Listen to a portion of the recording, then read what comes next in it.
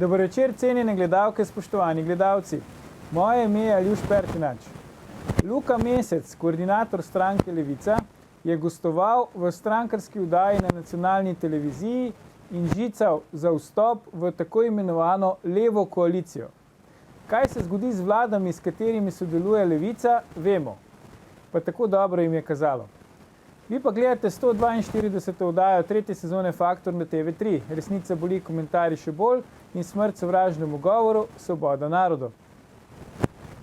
Danes bomo za vas komentirali afera maske. Kdo bo na koncu res profitiral od nabave nujne medicinske opreme? Minister Počivalšek je prestal interpelacijo. Afera maske pa gre naprej. Nekatera nova dejstva v aferi in dosedanji dramaturški lok bomo pokomentirali z našima stalnima komentatorjema, magistrom Sebastianom Jeretičem in dr. Matevžem Tomšičem. Dobrodošla. Dober večer. Lepo zdrav. Sebastian Matevž, ta interpelacija ministra Počivalška me najprej zanima. Rezultat interpelacije, se pravi glasovanje, je bil nekako pričakovan. Minister je interpelacijo preživel. Kaj se je vama recimo zdelo, da je bil ključni moment te interpelacije oziroma kaj sta vidva odnesla od tega? Ključno se mi zdi to, da je bila to neka prelomnica, ki je stabilizirala koalicijo. Predtem je bilo neko obdobje malo dvoma, koliko poslancev bi znalo še zapustiti recimo ali SMC ali koga drugega od koalicijskih partnerjev. Mislim pa, da je ta interpelacija nekako zabetonirala to ekipo in da bo lahko vlada dosti bolj ležerno nadaljevala in da se bo lahko koncentrirala na vse tiste ukrepe, ki jih mora sprejeti, da se pripravimo na gospodarsko zelo zapleteno jesen. Matevž? No, jaz bi rekel, da je ta interpelacija jasno pokazala, da je opozicijska Levica in z njo povezan medijski kartel v službi globoke države, pa razni civilno-družbeniki in podobni, da so ta svoj afront na tretjo Janševo vlado začeli absolutno prezgodaj. Skratka, da so ta svoj, kako bi rekel, ciljni finiš začeli še nekje na sredini recimo tekaške tekme, če se tako izrazim. In ponovadi vemo, kaj se zgodi, če nekdo recimo v nekem teku na dolge proge finišira prezgodaj, ponovadi pogori. In tukaj je nekako se je pokazalo, da ne samo, da ta interpelacija, da je bila vsebinsko zelo prazna, da ni bilo nobenih dejansko resnih dejstev, resnih argumentov, ki bi jo lahko podprli. In tudi sam nastop teh predlagateljev je bil, bi rekel, da precej klavaren. Šlo je zasledil zapis, da je šlo za nek tak, recimo, osnovnošolski spis v bistvu. In je pa seveda, tukaj se povsem strinjam s Sebastianom, da takšni dogodki samo krepijo koalicijo. Da vsaka nova interpelacija, nekatere, ki se napovedujejo, so še bolj nesmiselne, recimo ta proti ministru Hojsu. Vsak kolesarski protest, ki se zgodi v petek zvečer, okrepi koalicijo. Z vsem tem, vsakim takim dejanjem, vsakim takim dogodkom je Janševa vlada močnejša, ker seveda v takih situaciji so tudi te, recimo temu v narekovajih, šibkejši koalicijski partnerji nekako stisnjeni pred zid. Sploh recimo stranka SMC je zdaj v situaciji, ko je jasno, da na predčasnih volitvah ne more doseči nič. Skratka, je tako nizko, da ji pač te rejtingi praktično ne morejo kaj dosti pasti. In s tem, če bojo redne volitve, lahko kvečjemu pridobi. Se pravi, tukaj ta strategija rušenja vlade, bi rekel, da se je povsem sfižila. Zakaj po vašem mnenju recimo se je opozicija, konkretno LMŠ, Marjan Šarec odločila tako hitro za to interpelacijo, posebej proti ministru, ki je bil minister tudi v prejšnji vladi, ki jo je vodil Marjan Šarec in še v eni vladi prej? Jaz mislim, da so enostavno zagrabili zgodbo, ki se je začela v medijih, ki se je začela na Tarči. Zdaj, po vseh dokumentih, ki sem jih videl, po vseh argumentih, ki se jih je lahko slišalo, še posebej, če se pogovoriš z nekaterimi od akterjev, vidiš, da gre za en hud medijski konstrukt tukaj. Pa sem imel zelo visoko mnenje o ekipi Tarče. Mislim, da so tukaj enostavno padli na izpitu, da so prehitro zagrabili zgodbo, zaradi tega, ker je bilo cel kup stvari ali predstavljenih izven konteksta, ali pa šlo tudi za direktne laži v končni fazi. Ne. Tako da mislim, da je tukaj politika dejansko sledila medijski zgodbi, ki pa je bila spodbujena strani neke skupinice, ki ni bila zadovoljna z razvojem dogodkov. Ne. Tako da tle v tej verigi dogajanja so bili sami poslanci, same politične stranke nekako zadnje. In tle se strinjam, da so prehitro skočili. Dejansko so na pol epidemije, ko je bila zgodba še zelo zapletena in nevarna, že začeli rušiti vlado in mislim, to se ni dogajalo niti v kakšni drugi državi, kjer so zadeve zelo napete. Ne? Že v Italiji, kjer je tudi zelo oster politični boj in sta bila in Salvini in Melonijeva zelo kritična do vlade, nista šla na takšen način recimo rušiti vlade. Ne?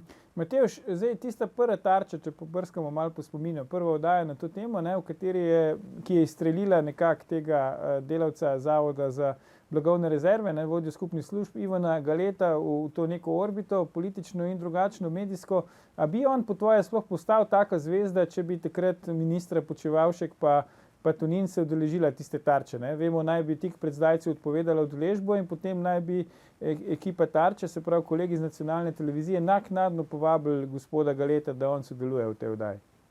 No, jaz menim, da če zdaj pogledamo celotno sliko, ne, če gremo pozorno gledati to oddajo, ne, bi rekel, da je bila to napaka. Ne, da sta se oba dva ministra tukaj temu izognila, ne, pa morda ne toliko samo zaradi tega uslužbenca, ne, ki se je takrat pojavil, ampak tudi recimo zaradi ostalih gostov. Ne vemo, da je takrat recimo bivši premier Šarec razlagal zgodbe o tem, zakaj nismo nabavili materijala pri domačih proizvajalcih, recimo pri Tosami, čeprav je bilo jasno, ne, da bi lahko to podjetje maske dobavilo šele enkrat avgusta.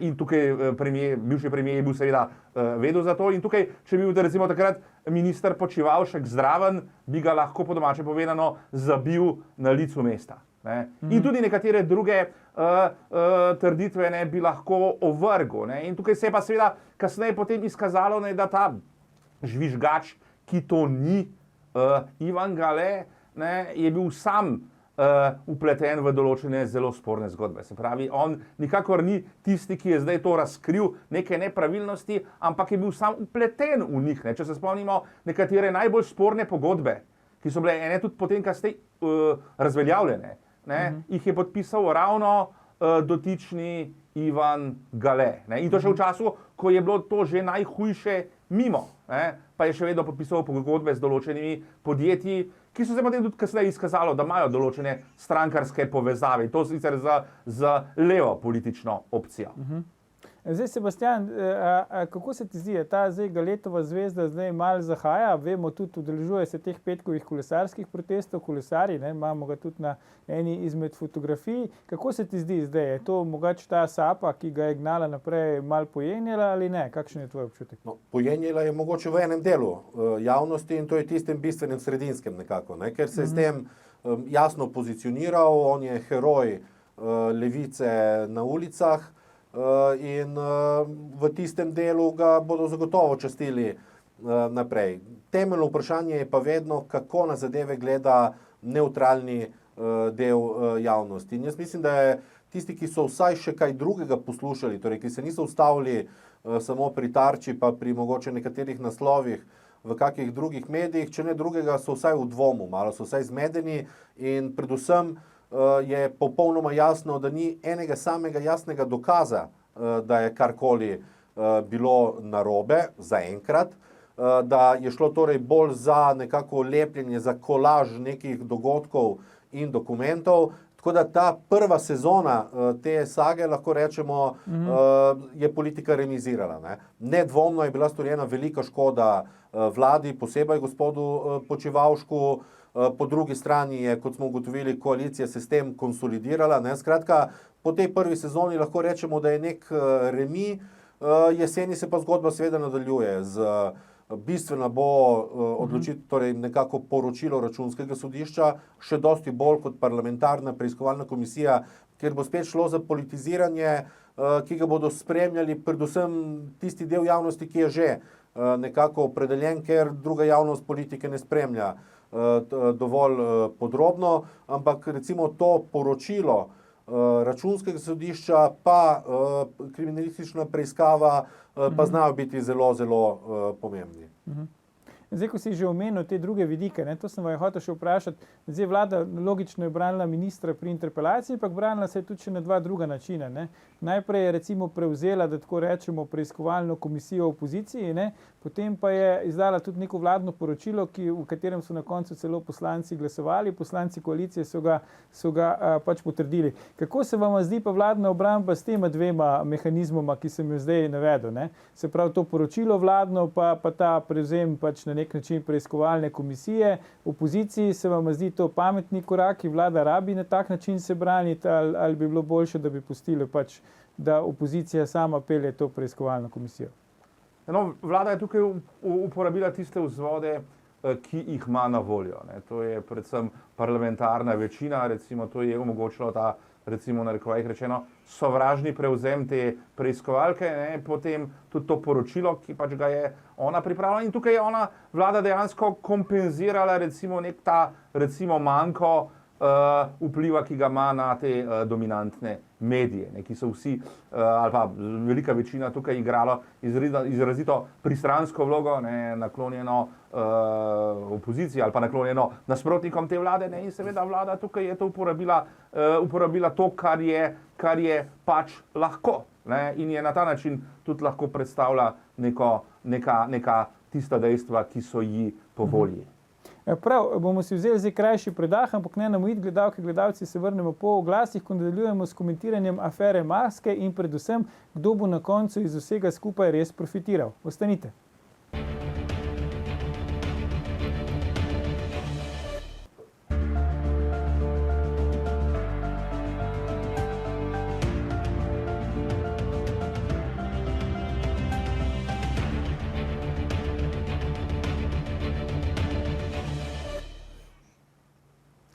Dobrodošli nazaj. Z nami sta še vedno Sebastijan Jeretič in Matevž Tomšič, pogovarjamo pa se o aferi Maske oziroma kdo bo na koncu v njej v resnici profitiral. Sebastijan, da nekako zaključimo ta del debate okrog afere z nabavo nujne medicinske opreme za nazaj. Pri tem vladnem poročilu se je vlada zelo trudila dokazati, kako je recimo prejšnja vlada, se pravi Šarčeva, kupovala material po višjih cenah, kako ni bilo tega materiala, tako naprej. Za določene stvari so se tu izkazale za, kako bi rekel, preveč zavzete, enkrat so upoštevali DDV, drugič ga niso in tako naprej. Kako se tebi zdi? Je potrebno na ta način recimo dokazovati svoj prav, to neko pač dokazovanje, kdo je kaj več plačal in tako naprej, kaj smo imeli, česa nismo imeli, ali bi bilo boljše se obrniti nekako zdaj v prihodnost, pa se kaj naučiti iz te zgodbe v primeru, da se epidemija ponovi, da se nam ne bo dogajalo podobno, kot se nam je recimo dogajalo sedaj. No, v mirni politiki bi ta strategija zagotovo bila koristnejša, ne? Ampak v političnem boju je seveda treba povedati določene stvari in bistveno je bilo, da je bila Slovenija slabo pripravljena, kar se tiče opreme, pri čemer so nekateri skušali valiti krivdo, vse to je bil tudi prej Počivalšek zadolžen, kar seveda ni res.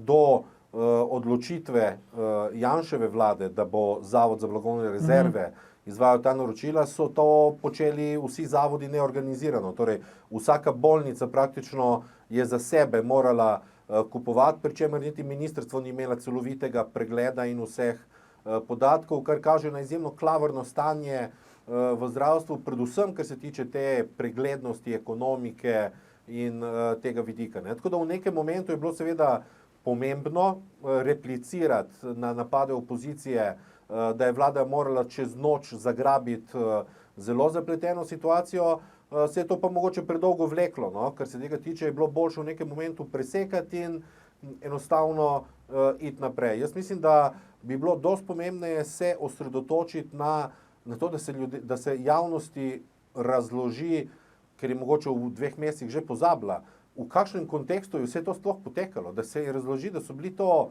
nori časi, ko se ni vedelo, ali se lahko pri nas ponovi Bergamo ali ne, ali torej ni že povsem prepozno z ostalimi ukrepi. Videli smo recimo Šmarje ob Jelšah, komot bi se podobna situacija dogajala v velikem delu Slovenije. Hvala Bogu se ni in se je potem vse dobro izteklo, ne? Ampak pomemben je bil torej ta kontekst strahu pred tem scenarijem in seveda čez noč spremenjene okoliščine na svetovnem trgu. Ne? Primerjava cen, tudi primerjava marže, popolnoma nesmiselna. Jaz sem se z nekaj akterji, tudi takimi, ki so prodali državi opremo, pogovarjal in pravijo, da so same marže bile v času epidemije, ko je bilo tveganje abnormalno, precej nižje, kot so v nekem mirnodobnem času. Enostavno zato, ker so se nabavne cene tako povečale, da bi bilo nemogoče sploh ohraniti prejšnje marže, kaj šele imeti neke marže, ki so bile ocenjene za vojno dobičkarstvo. Ne? Skratka, mislim, da v nekem momentu je bilo pomembno, da se je javnost opozorilo, da je vlada štartala ne iz nule, iz minusa, praktično v reševanje epidemije. V nadaljevanju je bilo pa dosti bolj pomembno osredotočiti se na to, da se ljudem razložil kontekst in da se je, torej, in tega se ne da povedati za samimi dokumenti, dokazi, številka proti številki, ampak je bilo treba enostavno ljudem dopovedati, da medtem, ko so tistih nekaj tednov doma na kavču z daljincem ležali, se je na desetine ljudi v državnem vrhu trudilo preprečiti najhuje in vsem skupaj nam je to tudi uspelo. Ne?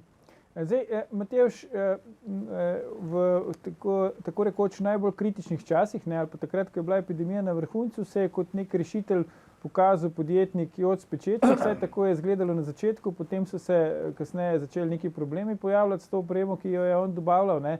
Dobro, on tudi rekel, da je ukradel, pustimo zdaj to v kitajskih, dobesedno iz kitajskih tovarn, ampak recimo to, kar se je kasneje dogajalo, ne, se pravi, ene maske je dobavo, ki jih država ni naročila, pa mu jih je pol vseeno plačala. Potem se je ugotovilo, da DDV-ja ne bo mogel zaračunati državi, potem se je ugotovilo, da je pač prevoz preveč zaračunal, ker ni vsega dobavo in bo moral zdaj ta denar vračati. Kako se tebi zdi, ne? Zdaj, ko pogledaš za nazaj, a je bilo bolj z psihološkega vidika pomembno, da smo gledali te fotografije nekih letal, ki pristajajo na Brniku polni opreme, ali je dejansko ta oprema, ki je prišla tudi brez certifikatov, deloma neustrezna in tako naprej, bila toliko pomembna, da smo zajezili pač to epidemijo? No, ta psihološki učinek je bil nedvomno zelo pomemben. Ne? Tukaj, da se je nekako dalo vedeti ljudem, da ta oprema prihaja, ne? Da se skladišča z zaščitno in medicinsko opremo polnijo. Seveda, zato toliko teh fotografij, ko so se razni ministri in podobni kazali z recimo tovornjaki, avioni in podobnim, kar se mnogim sicer zdelo smešno ali pa zelo nekako pretenciozno, ampak ja, nek pozitiven učinek v smislu miritve nekih strahov pa je to nedvomno imelo, ne, je pa seveda tukaj treba vedeti, ne, da problemi, ki so se pri nas dogajali, ne, so se dogajali po celem svetu, v vseh državah, kjer je ta epidemija izbruhnila. Ne, seveda, dogajalo se je, da neka oprema ni bila kvalitetna, da je bila preplačana, ne, da se ni nabavilo napačno opremo in podobno. Ne. Ampak ja, to so bile zgodbe vseh praktično evropskih držav. Ne. Tudi vemo primere, ko so leteli avioni recimo na Kitajsko, zato da bi dobili tam to opremo in so se vračali nazaj prazni. Ne. Mislim, praktično ni bilo države, ki ne bi recimo vsaj v neki meri preplačala kdaj to opremo. Ne. Ta slovenska situacija ni bila tukaj čisto nič posebnega, sploh pa če upoštevamo to dejstvo, ne, da je bila Slovenija izjemno slabo pripravljena, ne, in da se je dejansko lahko upravičeno pričakovalo, da se bo ta število okužb bistveno bolj širilo, kot se je potem dejansko, ne, če pogledamo, da je Slovenija meji z Italijo, ki je bila evropski epicenter te epidemije, ne, potem so seveda, vsi, recimo, vsa ta panika, ne, recimo zmeda pri teh nakupih, ko se je želelo čim prej, čim več nabaviti, tudi ne glede na to, kakšna je kvaliteta, je bilo to pač, lahko rečemo, zdaj povsem razumljivo. Ja, tudi napovedi so bile teh tudi strokovnjakov dosti bolj črnoglede, ne, samo spomnimo se na dr. Trampuža in tako naprej. Ampak če gremo zdaj na ta neka nova dejstva, ki so se pojavila v tej zgodbi okoli pač te nabave te opreme oziroma afere maske, predvsem bi rad, da se pogovorimo o vlogi predsednika Računskega sodišča Tomaža Vesela. Ne, vemo, on je nastopil v tisti prvi, zdaj že zelo glasni Tarči, poleg Ivana Galeta, no, ampak zdaj je pa prišlo na dan, pač naš kolega Bojan Požar je to razkril na svojem portalu Požar Report, da se je Gale dobival z Veselom, ne, preden je stvar prišla v javnost. Gale je potrdil na svojem Facebook profilu, da sta se najmanj enkrat z Veselom sestala. Vesel tega ne komentira, tudi zapisal ni o tem sestanku niti na Zavodu za blagovne rezerve, niti na Računskem sodišču. Sebastian, koliko to v čudno luč postavlja predsednika Računskega sodišča, še posebej, če vemo, ne, da je Računsko sodišče tako rekoč prvo poklicano in se tudi že ukvarja s temi nabavami in bo predvidoma v kratkem oziroma jeseni že predstavilo tudi prve izsledke teh svojih pregledov. V precej čudno luč in se mi zdi škoda za to, no? Ker jaz štejem Računsko sodišče za institucijo z največjim ugledom, največjo avtoriteto še v naši državi. Ne? Številni drugi organi so to avtoriteto že izgubili, recimo KPK in podobni.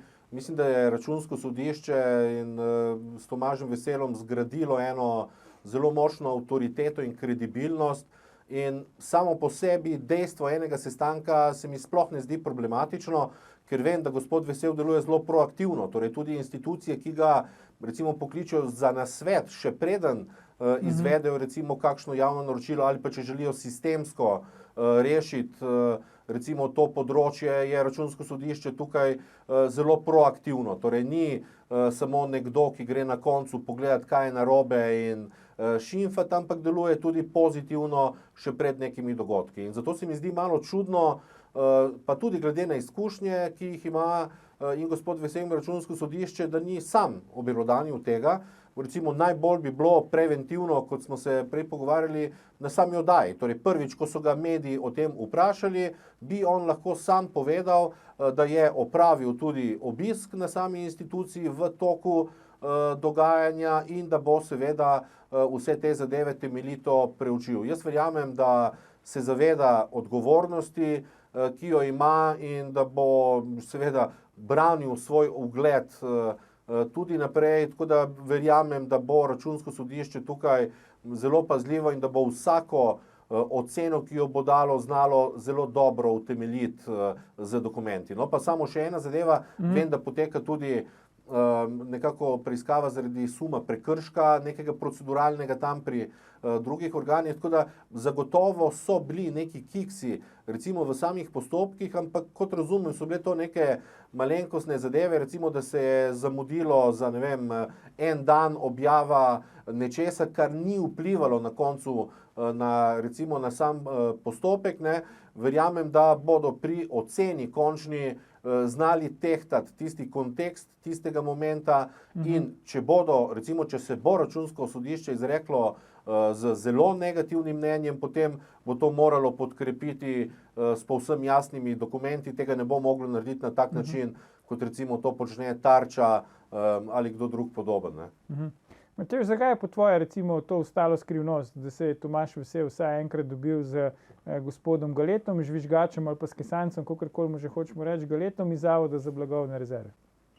No, to bi morala predvsem oba dva akterja sama pojasniti, ne, je pa to nedvomno nekaj, kar dejansko deluje tudi za samo Računsko sodišče zelo obremenilno, sploh zdaj obnašanje predsednika Računskega sodišča, ki zdaj še vedno nekako noče reagirati na to. Ne. Tukaj dejansko potem daje, kako bi rekel, podlage za neke sume, da tukaj ni šlo za to, da bi on zgolj recimo dajal neke nasvete ali pa da ni šlo zgolj za recimo neke postopkovne zadeve, ne, ali pa je lahko nekako kdo pomislil, da je šlo tudi za neko skrito dogovarjanje, ne, pač neke, lahko bi tudi neke, kdo razmišljal, ne, da morda je on tisti, ki je vendarle tukaj nek režiser iz ozadja, ne, in tukaj seveda to bo lahko zelo obremenilno za samo razsojanje oziroma samo odločanje računskega sodišča, ne? Ker konec koncev s tem, ko je njegov predsednik se tukaj dogovarjal z nekom, ki je potem kasneje se javno prikazal kot nekakšen obtoževalec ali pa nekakšen tožnik, potem nekako je on zdaj bo postal na nek način kontaminiran. Tukaj, ne. A si predstavljamo, recimo, da bi na nekem recimo, procesu pred sodiščem se izkazalo, da se je recimo sodnik pred začetkom procesa dogovarjal recimo z avtorjem recimo obtožbe, ne, z recimo tistim, ki je potem vložil neko kazensko ovadbo ali pa potem kasneje obtoženco. Tak sodnik po moje nekako ne bi smel več soditi v tem procesu.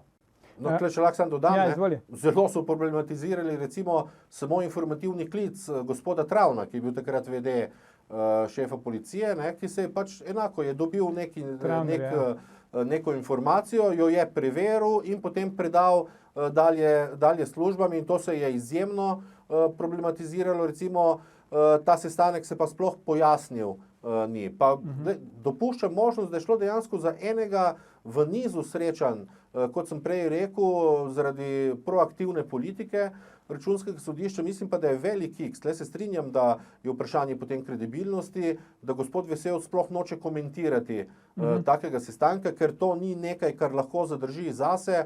Tle gre za izjemno pomembno informacijo zaradi kredibilnosti celega postopka, še posebej v luči tega, da se iz dneva v dan vidi, da mediji napenjajo zgodbo brez nekih utemeljenih dokumentov, še več, tudi s precej izmišljenimi zadevami. Ne? Še posebej, ko mediji, ker ne morejo dobiti pravih nabavnih cen, si kar izmislijo, da na spletu je pisalo, da nekaj stane 4000 evrov, kot da so Kitajci v onem momentu, ko je cel svet pri njih kupoval, pomislili, joj, moramo spremeniti cene na spletu, da ne bomo zavedli kakšne novinarje iz kakšne države. Ne?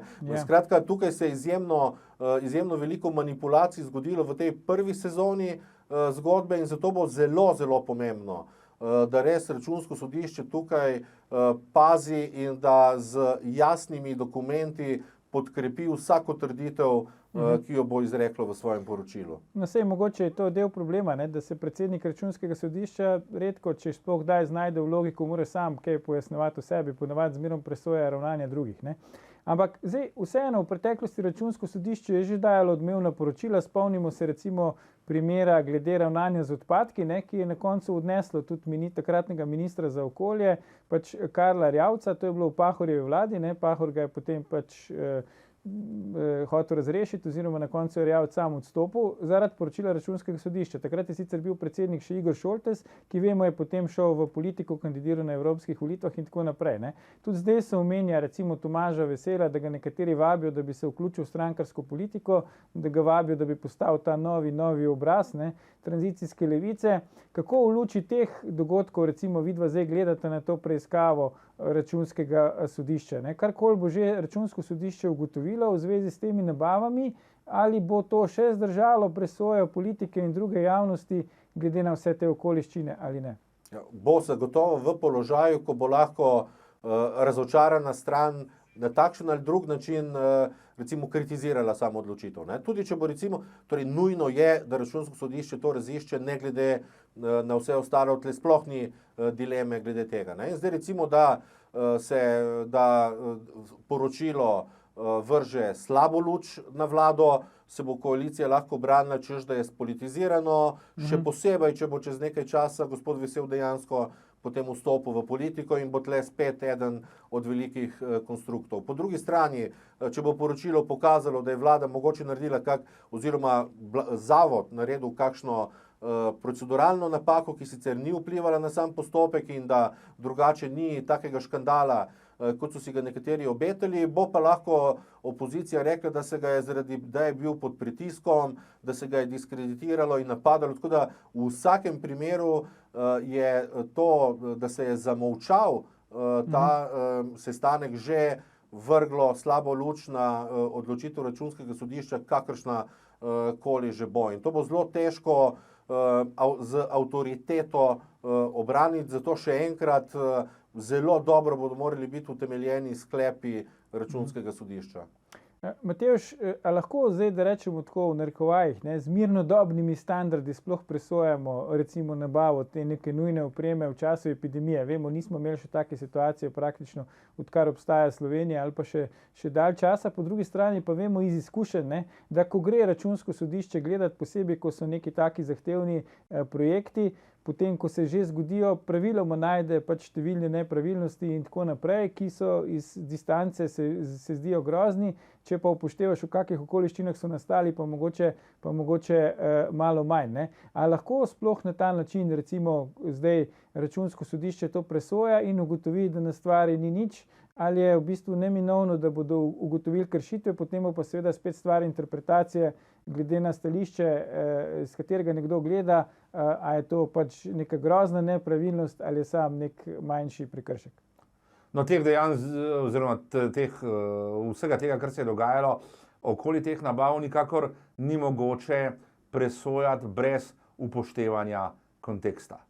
Tukaj dejansko ta birokratska logika, ki je pogosto tukaj na delu, ko se presoja to, ali je nekako bilo zadoščeno vsem tem paragrafom, tukaj seveda to je treba postaviti v ozadje. Tukaj vemo, da so bili le neki bolj pomembni, ali pa zdaj, če rečemo tako, neki višji interesi. Se pravi, tukaj je bilo treba priti čim prej do čim več zaščitne opreme, ki bi ustrezala vsaj nekim osnovnim standardom kakovosti. To je bil tisti cilj, ostalo je bilo manj pomembno. In dejansko tukaj je neka ta, da temu rečem, paragrafarska logika, v smislu tega, a je nekako ta člen ali pa on člen bil izpolnjen, ali je bil postopek čisto tak, kot je predpisan. To je v recimo nekih normalnih razmerah, recimo lahko rečemo, da je treba slediti tem postopkom, ampak tukaj pa vemo, da so bile prioritete drugačne in čisto možno je, da bo Računsko sodišče, če bo se sledilo tej recimo logiki, nekega brezprizivnega sledenja postopkov, da bo ugotovilo določene nepravilnosti. Ampak tukaj seveda, če postavimo to na eno stran tehtnice in na drugo stran tehtnice to, da je Slovenija vendarle pravočasno zagotovila zadostno količino medicinske in zaščitne opreme, bi rekel, da tudi te nepravilnosti bojo v tej luči izpadle nekaj precej minornega. No, če te še dodam, tudi sami postopki proceduralno so potekali čisto drugače, ker se je tudi Evropska unija odločila, da zaradi pandemije da drugačna navodila. Tako da že sama procedura bo jasno morala, torej ne bodo mogli gledati vejce in pike, kot bi gledali v nekih drugih postopkih. Jaz mislim, da je bil maksimum možne transparentnosti v tistem divjem času storjen s tem, da je minister Počivalšek sam dal nalogo, da se čisto vsaka pogodba objavi, če tudi mu tega takrat ne bi bilo treba recimo storiti. Skratka, naredili so tudi ta korak ravno zato, ker so se zavedali, da bodo recimo deležni kritike, ampak sama procedura je bila tudi takrat povsem posebna. Velja enako, kar se tiče certifikatov, kar je bilo tudi zelo problematizirano.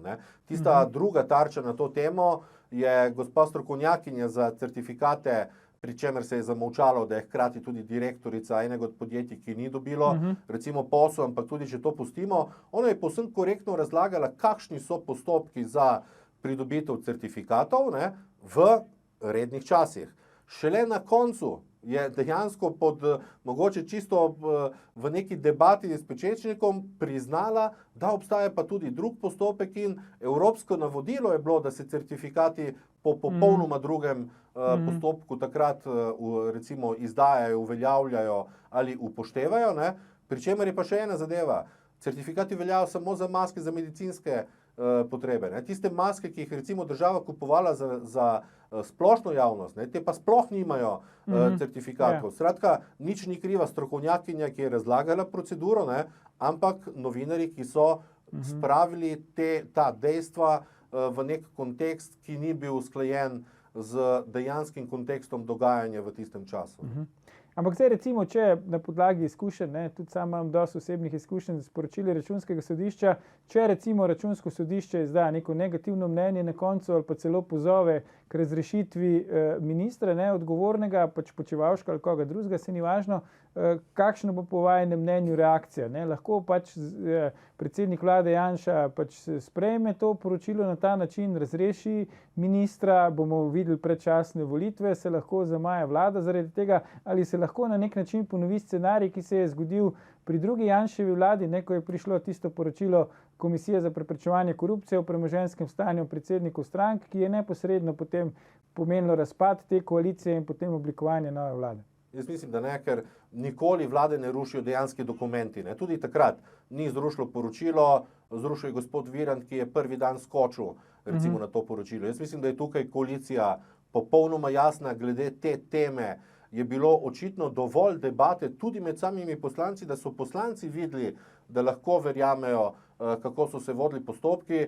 Še več, celo Gregor Židan, ki je prestopil v drugi tabor, enostavno ni imel srca, da bi glasoval za interpelacijo, ampak se je vzdržal, ker je očitno dovolj videl in dovolj slišal, da ve, da zadeva ni bila taka, kot so jo recimo mediji prikazovali. In tudi pri jesenskem poročilu, ko bo prišlo, jaz mislim, da niti slučajno, niti proceduralnih razlogov ni, da bi recimo zahtevalo menjavo ministra, kot je takrat ministra Erjavca, pa če se spomniš tudi ministra Križaniča in tako naprej, ampak bo kvečjemu, torej sam zavod je vodil postopke, kvečjemu bo potem možna kakšna ovadba, recimo zaradi pritiskov ali kaj podobnega, ampak tudi to je treba dokazati. Ne? Ni dovolj, če se nekdo na uslužbenca dere, pospeši že postopke, to samo po sebi ne more biti dovolj za obtožbo, da je šlo za neko korupcijo, še posebej, če je šlo za pospeševanje izvedbe, potem, ko so bile pogodbe že podpisane in naročila nekako že izvedena. Ne? Matevž, zelo na kratko, če lahko se ti strinjaš? Ja, tukaj se povsem strinjam. Tukaj ta situacija, tudi če bo prišlo recimo do nekega zelo negativnega mnenja Računskega sodišča, ni primerljiva z tem že razvpitim poročilom KPK iz leta 2013, ker tukaj mislim, da to ne bo privedlo do konca te vlade, sploh, ker v tem primeru bi moral predsednik vlade biti tisti, ki reagira. Takrat je poročilo KPK letelo na predsednika vlade, tukaj pa, če bo letelo recimo na ministra. Tako da tukaj Janez Janša tukaj zagotovo, tudi če bo to poročilo zelo negativno, bo našel razloge za to, da ne ukrepa, da ne zamenja recimo ministra. Prav, bomo videli, kaj se bo zgodilo jeseni ali pač, ko se bo. Seveda bomo afero maske spremljali še naprej. Za danes pa magister Sebastijan Jeretič, dr. Matevž Tomšič, najlepša hvala za vajine komentarje v naši vdaji. Gledalke, gledalci, to je bil o maskah in profiterjih 453. Faktor na TV3. Jutri ne zamudite Faktorja tedna, ki je tokrat nič manj kot svoboda govora. Predvsem pa ne pozabite, ni vseeno, kdo kaj reče.